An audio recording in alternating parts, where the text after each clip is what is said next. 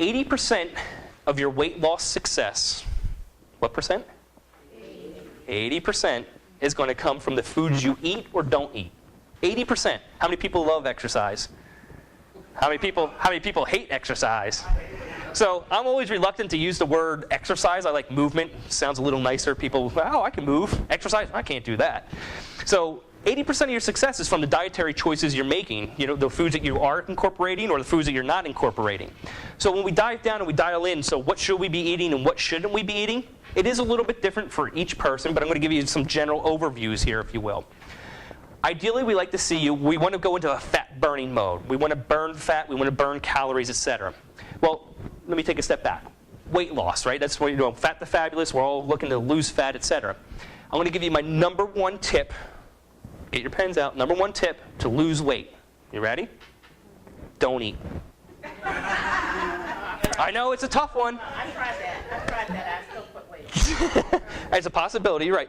But no, my point being is, so don't eat. Ultimately, over time, you will lose weight. Is it a healthy way to lose weight?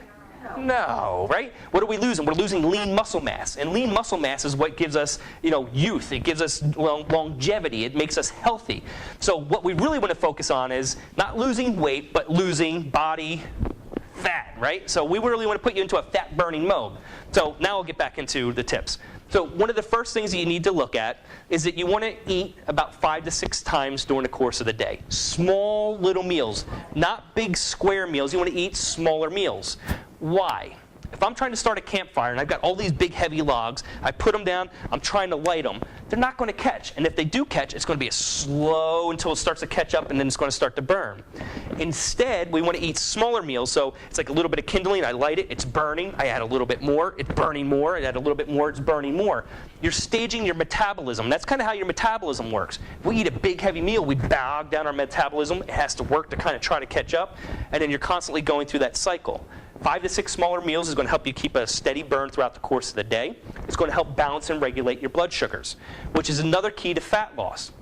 When we look at it, one of the biggest keys when we talk about it is controlling blood sugar, which ultimately controls insulin, which ultimately controls your fat cells and stuff going in or stuff going out. So for example, one of my favorites, and I'm working on a report that I would have here for you today, but it's not done, but it's all about breakfast, because I believe breakfast is that darn important. Now, I know you know. Now, breakfast, it's called just that. What's it? Break it down. Fast. Breaking fast. You're breaking your fast from overnight. Think about what your standard American diet is like. And it's sad, right? We call it standard American diet. SAD, standard American diet. It's sad.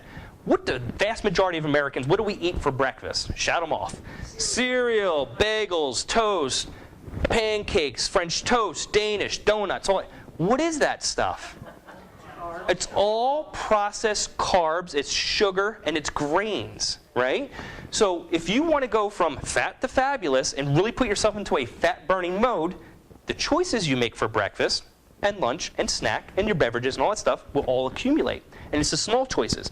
So for breakfast, for example, in all your meals in those 5 to 6 through the course of the day, you want to try to include some type of protein in it.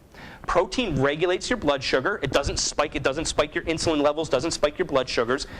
You eat cereal, it's whole fiber, it's great, all that stuff. It's going to send your blood sugar through the roof. As a result, your insulin is going to go through the roof. Insulin's very pro-inflammatory. And what's that do? Opens up the floodgates to your fat cells and says, come on in. And then what happens is your blood sugars crash.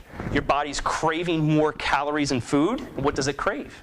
The quick fix. Sugar and processed foods, etc. You need to break that cycle. So to break your fast, and within about an hour of waking up, you want to eat your breakfast or a small meal. Include protein with it. Now, some of my breakfasts you may not agree with, but I'm a big advocate. Breakfast is just another meal in the day. I'll have leftover chicken. I'll have leftover steak or shrimp. I'll make protein smoothies. I'm a huge fan of eggs. Eggs, don't be afraid. I'm going to get into it. Don't be afraid of eggs. They're good. That's good stuff. It's just another opportunity to fuel yourself. You just got to get yourself out of the mentality of cereals, and people are like, oh my gosh, I can never do that. You can slowly, we can kind of coach you into it, and that's part of this thing I'm putting together with breakfast. So we'll give you some tips on that. But try to get some protein in there. It's going to stabilize your metabolism through the course of the day.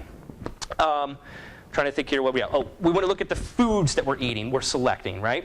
So when we look at our choice of foods, whole foods are the way to go. And what do I mean by whole foods? If I hold up an apple, what's the ingredients in this apple? Apple, right? If I hold up a bag of Doritos, what's the ingredients in that bag of Doritos? Exactly, right?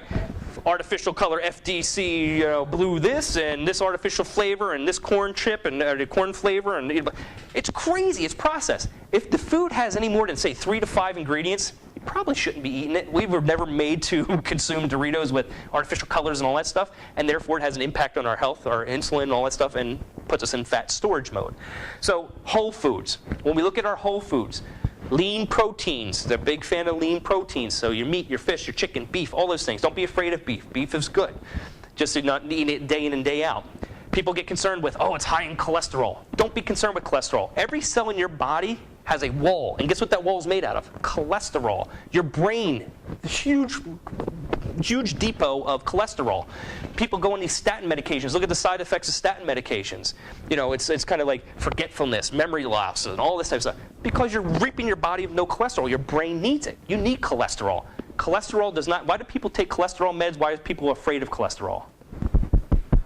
Heart. I'm afraid of heart disease, etc. All the studies now show, you want to know what your number one culprit of heart disease is? It's inflammation.